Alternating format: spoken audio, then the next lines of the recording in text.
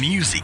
Get it all 24 hours on West Africa Democracy Radio 94.9 FM Dakar.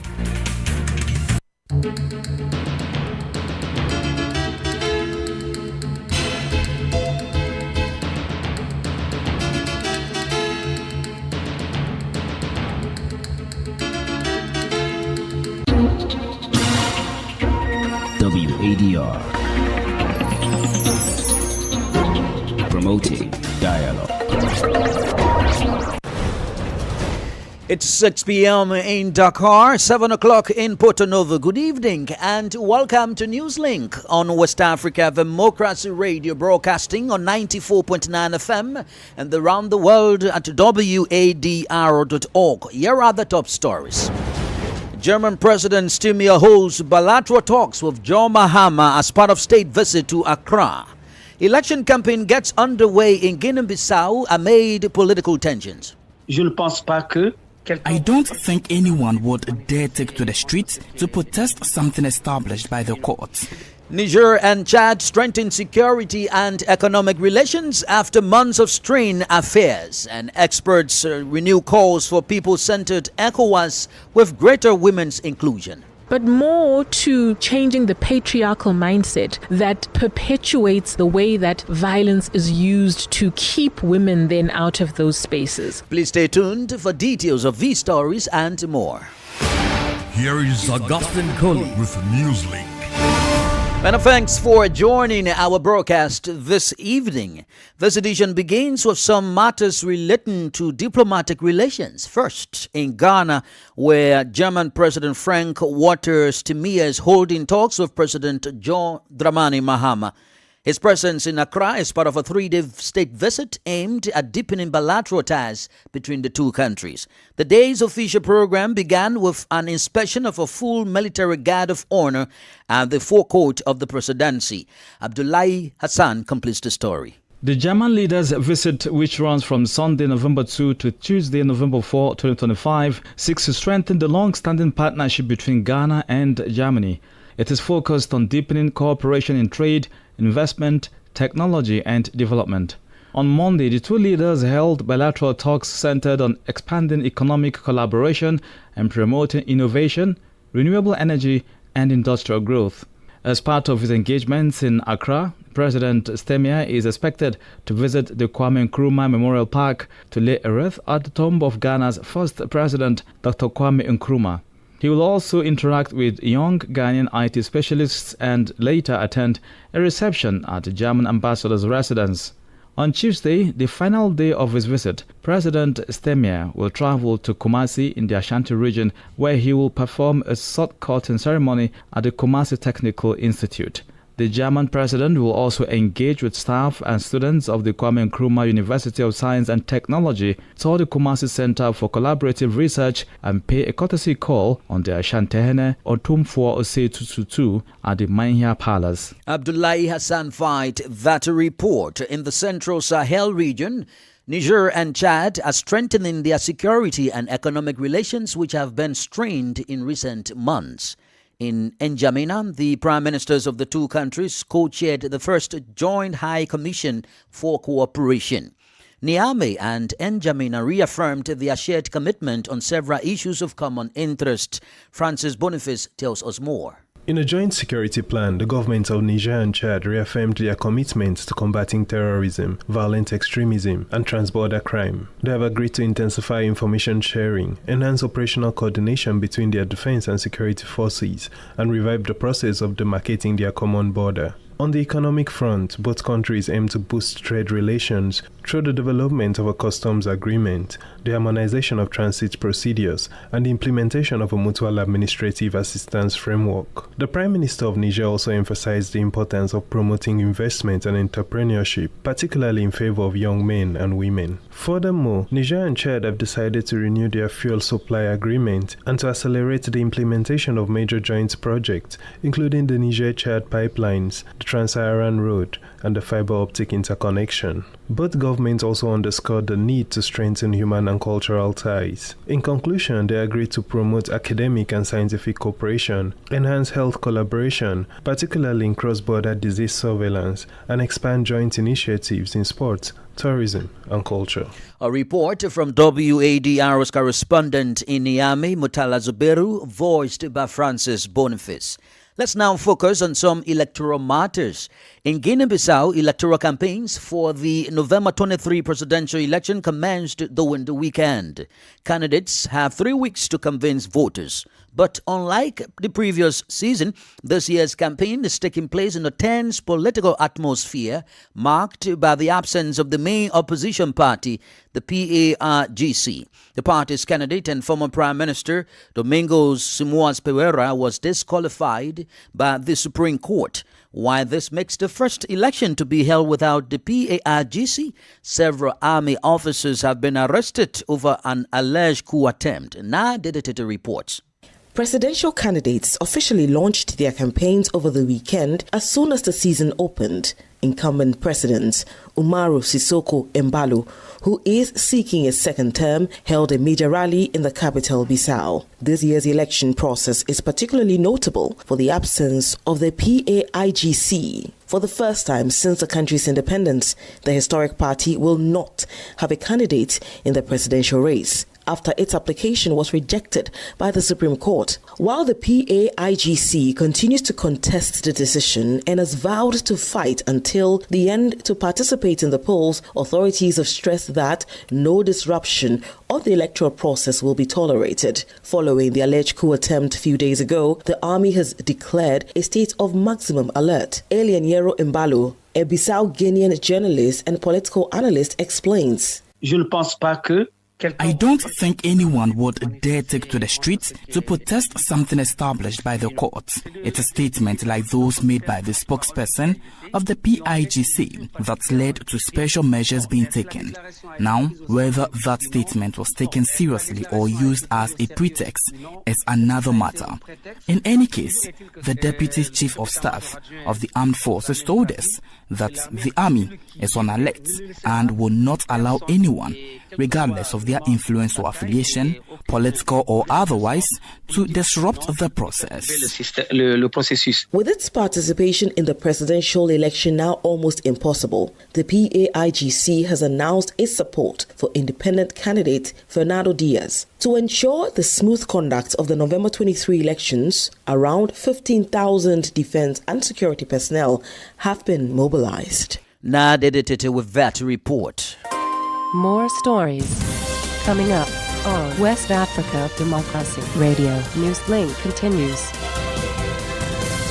Elsewhere in Cameroon, opposition leader Issa Choroman Bakari has rejected the official results of the October 12 presidential election, declaring himself president-elect and alleging widespread electoral fraud.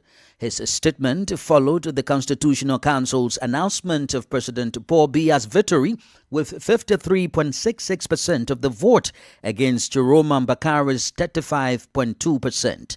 In an open letter released on Sunday, Bakari described the outcome as an electoral heist and a constitutional coup, accusing the regime of orchestrating large-scale fraud, despite what he claimed was a resounding victory for the opposition. He also condemned post-election violence, alleging the deaths of 2 people near his residence, the adoption of hundreds of supporters, and the arrest of his close allies.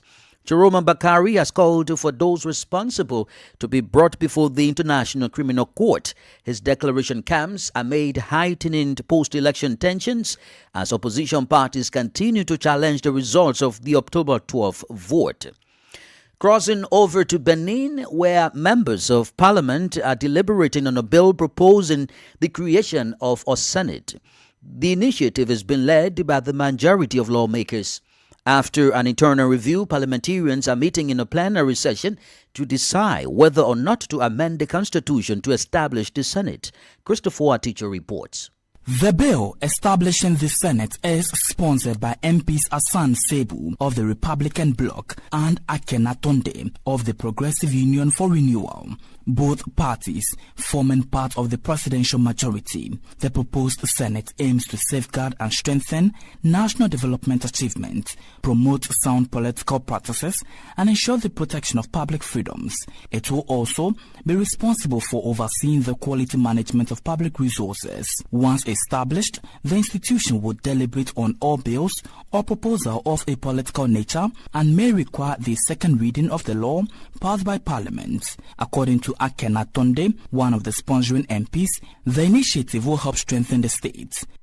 In our country's legislative framework, one key institution has been missing, the Senate. This should not be confused with the Senate, which refers to the National Electoral Commission of Overseas Affairs. The Senate plays a crucial role in providing thorough review of bills, those with political significance. While this body has been formally absent in our country, it has existed informally in other contexts. The future Senate will include former President of the Republic, former President of the National Assembly and the Constitutional Council, as well as former Chiefs of Defense and National Security Forces. Aziz Adam Sule's report presented by Christopher Teacher. Let's turn our attention to the aftermath of the Ivorian elections. The Economic Community of West African States, ECOWAS, and the African Union, AU, have congratulated the people of Cote d'Ivoire for the peaceful conduct of the October 25 presidential election, which saw President Alassane Ouattara re-elected for a fourth term. In a statement from Abuja, ECOWAS praised Ivorians for their maturity and patriotism, describing the calm atmosphere during the polls as a reflection of the country's democratic progress. The regional bloc also commended the efficiency of Ivorian institutions and urged all stakeholders to respect the rule of law and resolve disputes legally. Similarly, AU Commission Chairperson Mahmoud Ali Yusuf congratulated President Ouattara, who secured 89.77% of the votes. Both ECOWAS and the AU reaffirmed their commitment to supporting Cote d'Ivoire efforts towards democratic governance, stability, and regional development. Meanwhile, experts are renewing calls for reforms that will make the Economic Community of West African States, ECOWAS, more people-centered and inclusive. These calls are multiplying as the sub-regional powerhouse marks its 50th anniversary. At a two-day meeting in Abuja, participants emphasized the need for women's voices to take a central role in shaping the region's future. WADR's Usma Umar reports from Abuja. 50 years after its founding, the Economic Community of West African States, ECOWAS, is being challenged to reconnect with its citizens and live up to its vision of integration, development, and peace. At a two-day expert meeting in Abuja, organized by Amandla Institute for Policy and Leadership Advancement, ECOWAS, and the African Leadership Center, the focus was on reforming the bloc to truly become an ECOWAS of the people, one that recognizes the contributions and rights of women and girls. Across West Africa, women make up nearly half of the population but hold less than 17% of parliamentary seats and less than 10% of ministerial positions, one of the lowest averages on the continent. Experts say that must change if ECOWAS is to remain relevant and representative. Shuval Nyoni, Executive Director of the African Leadership Center in Kenya, says the conversation should go beyond numbers to tackling the deeper issues that keep women excluded. Let us move the conversation beyond women's representation, whether it's in politics, in private sector, in public life in general. So moving women from the informal to the public as a reflection of our societies that women exist, but more to changing the patriarchal mindset that perpetuates violence and the way that violence is used to keep women then out of those spaces. For many participants, ECOWAS must take deliberate steps to integrate gender equality into its reform agenda, not as a token gesture, but as a pillar of transformation. Gambian jurist and human rights advocate Fatou Senghore argues that the regional body must lead by example in championing women's rights, especially for those in rural areas. As ECOWAS celebrates 5 decades of regional integration, experts insist that the next 50 years must be defined by inclusion, equality and stronger connection between the institution and its people, especially the women who hold up half the sky. For Newslink on West Africa Democracy Radio, Usman Umar reporting from Abuja. At the same time, U.S. President Donald Trump's recent threat to militarily intervene in Nigeria over alleged Christian killings has ignited a nationwide debate, division, and concerns about its potential impact on the country's fragile security. In response, Nigeria proposed a meeting to address the issue. Nigerian President Bola Ahmed Tinubu's spokesperson, Daniel Bwala, told the media that Nigeria is a partner with the U.S. in the global fight against terrorism. He added that Nigeria welcomes U.S. support to combat terrorism as long as it respects its territorial integrity.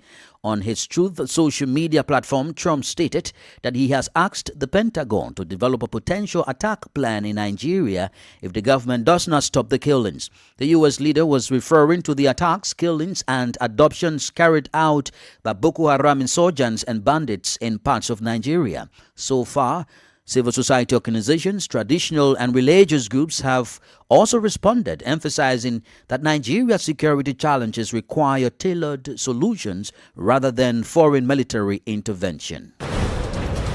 You are listening to Newslink on West Africa Democracy Radio, broadcasting from Dakar, Senegal. Here is a reminder of our top stories. German President Steinmeier holds bilateral talks with John Mahama as part of state visit to Accra. Election campaign gets underway in Guinea-Bissau amid political tensions. Niger and Chad strengthen security and economic relations after months of strained affairs. Experts renew calls for people-centered ECOWAS with greater women's inclusion. We also have guest interview and sports news. Please stay with us. Fresh and breaking news all the time. Hear it first as the news breaks, only on West Africa Democracy Radio. Newslink continues. We are streaming live on YouTube at Wadr Francais and, of course, on YouTube at Wadr. Let's now move to Liberia, where in a move to reshape the landscape of regional commerce, Liberia, Guinea, and Cote d'Ivoire officially launched the System Interconnected Management of Goods in Transit, known as SIGMAT, platform during the weekend. The launch, which followed a strategic meeting in Monrovia, brought together technical experts from the customs administrations of the participating countries. SIGMAT, initially introduced in 2019, gained renewed impetus following the adoption of the Supplementary Act on ECOWAS Community Transit in December 2021. WADR's Monrovia correspondent Ibrahim Paco reports. The platform is designed to interconnect customs systems, streamlining the processing of goods in transit and reducing the bureaucratic hurdles that have historically hampered regional trade. As an integral component of ECOWAS' broader strategy for regional digitization, SIGMAT aims to fortify trade facilitation and stimulate economic integration throughout West Africa. ECOWAS representative to Liberia, Josephine Nkrumah, underscored the transformative potential of the initiative, stating that the platform will introduce change, positive influence in trade dynamics, driving regional integration, and expanding access to markets for member states. What we consider our free protocols for movement, trade, it behoves all of us to ensure that we fully appreciate and implement these trade protocols, so that trade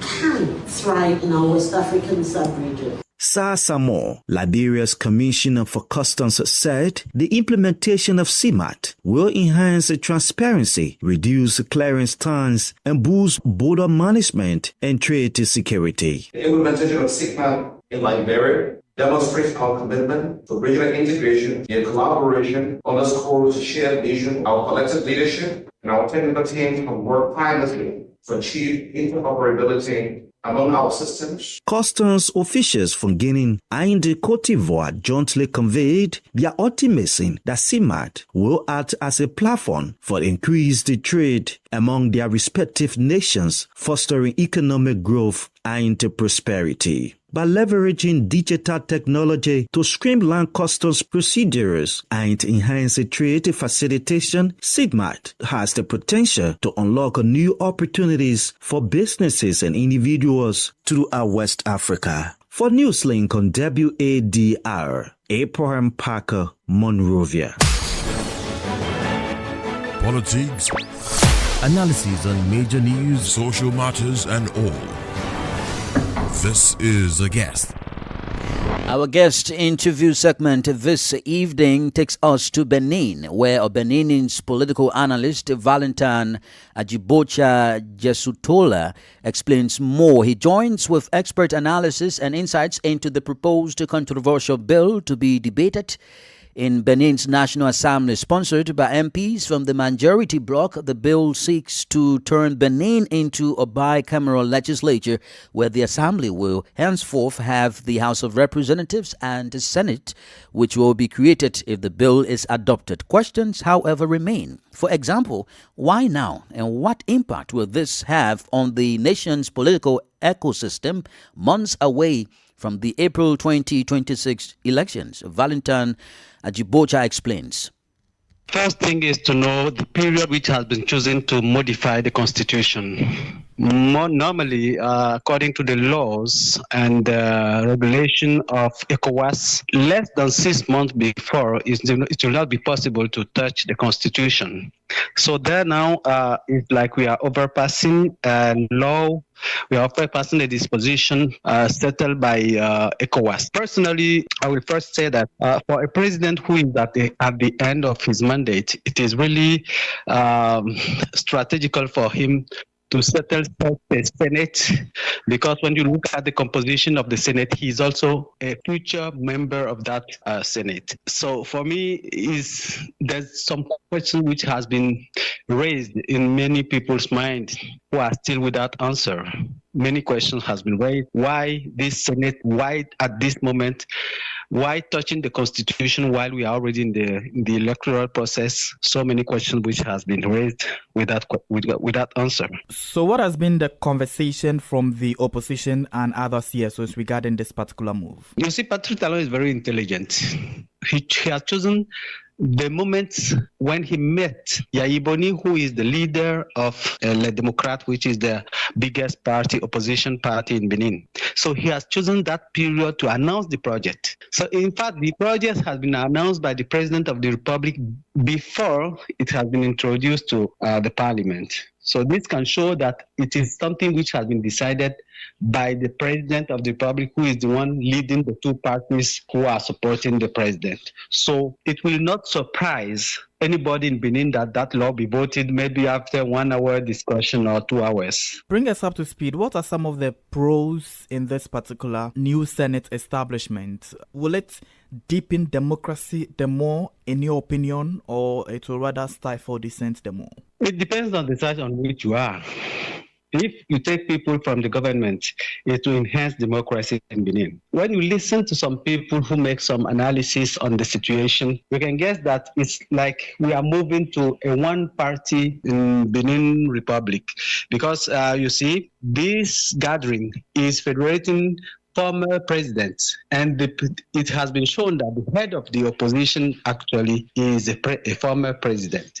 So once they are in the same organization, they will think that it can be easy for them to go against the government. So this Senate, seen by the people from the government, is like an instrument of implementation of democracy and everything. But when you look at it deeply, and we have a deputy, a former deputy whose name is Candide Azanari, who had warned that the goal of Patrice Talon is at the end to suppress opposition in Benin.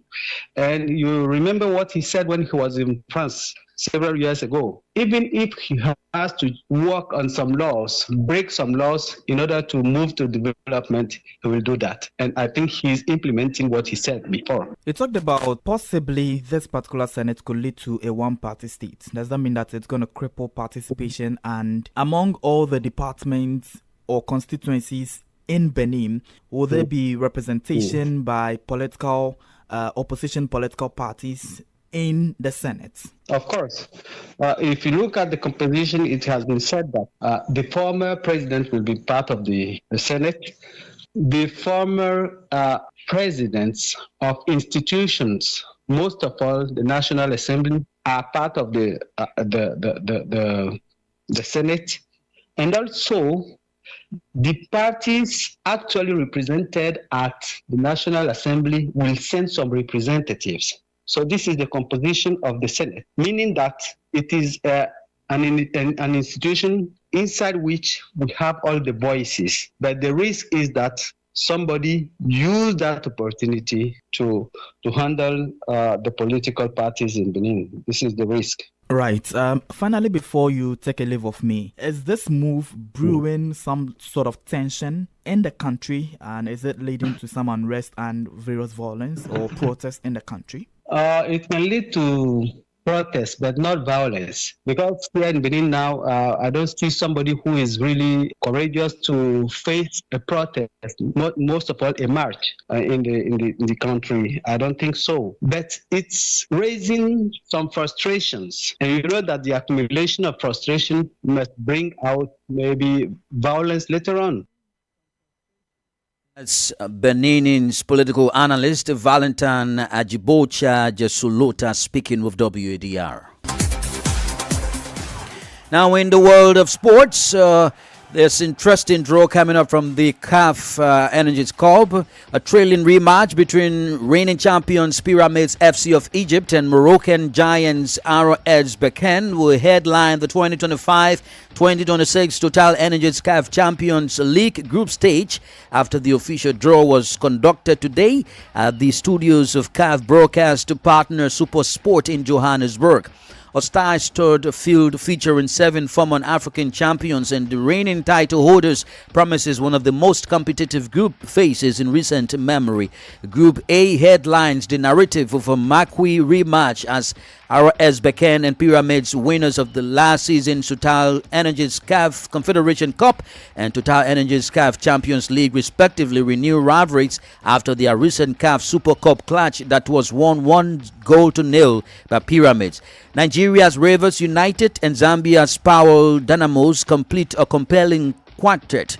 Records 12-time winners Al Ali anchor Group B, where they meet Tanzania's Young Africans, Moroccan champions AS FAR, and 2-time African champions JS Kabylie, and Pool stepped in history and rivalry. Group C pairs perennial contenders Mamelodi Sundowns and Al Hilal, MC Alger and Sin Los Lupopo, clubs with rich pedigree and fervent followings. 4-time winners Experience de Tunis headline Group D alongside Simba SC, Petro de Luanda and Stade Malien, setting up heavyweight duels across the competition. The group stage will kick off on the weekends of the 21st to the 23rd November 2025 with 2 matches to play before the start of the Total Energies CAF Africa Cup of Nations Morocco 2025. The competition would then pause during the continental showpiece and resume on the weekends of the 23rd to the 25th January 2026. The knockout phase will begin on 13th March 2026. The Total Energies CAF Champions League winners will receive $4 million in prize money, while the runners-up will earn $2 million. And those are the latest in the world of sports. With that, we've come to the end of this edition of Newslink here on West Africa Democracy Radio, broadcasting from Dakar, Senegal. Thank you for listening. And many thanks to Mustafa Sek and Ismaila Kamara for the technical support. Do interact with us via our social media platforms, X, Instagram at WADR English, on Facebook, WADR Francais. Coming up at the bottom, well, I am Augustine Curley. Good evening. And many thanks to you for listening to Newslink via Hot 104.3 FM, New Me FM 94.0, Hilltop Radio 104.7 FM, and Veritas Radio 102.9 in Banjul, the Gambia. We also appreciate our listeners in Liberia via Alternative Youth Radio 98.9 FM, Lofa County. Radio Kagama 94.5 FM Nibe County, DCN Radio 91.3 FM Riverside County, Wakat FM Radio Banga Liberia, Radio Baf FM 91.3 Sierra Leone in Nigeria, and Love 104.5 FM Abuja. For you listening via Radio Pad 95.1 Damango, Savannah region, and on Royals FM 104.7 Wenchi, Ghana, we say a big thank you. Remember, West Africa Democracy Radio is all about you, your views, and your opinions.